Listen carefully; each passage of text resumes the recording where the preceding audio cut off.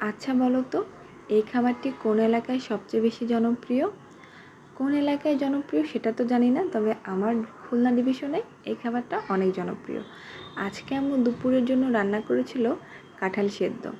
এটাকে আবার অনেকে কাঁঠালের ইঁচড়ও বলে থাকে। হাঁড়ি ভর্তি রান্না করলেও খাওয়ার সময় আমি এতটুকুই পেয়েছিলাম। আজকে সুন্দরভাবে ইঁচড়টিকে মাখিয়ে আপনাদের দেখাবো। এভাবে ইঁচড় মাখিয়ে খেলে অনেক মজা লাগে।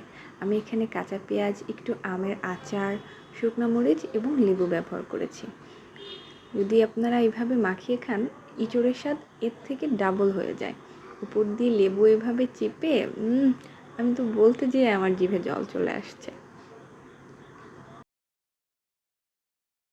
আমরা তো আসলে মাছে ভাতে বাঙালি, পেট ভরে ভাত না খেলে মনেই হয় না কিছু খেয়েছি। তার জন্য এক প্লেট কাঁঠাল সেদ্ধ নিয়ে বসেছি।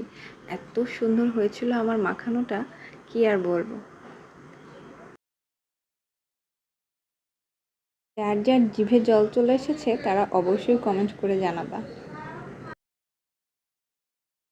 আজকের মতো এখানেই বিদায়। সবাই ভালো থাকবে আর আমার পেজটির সাথে থাকবে। আল্লাহ হাফেজ।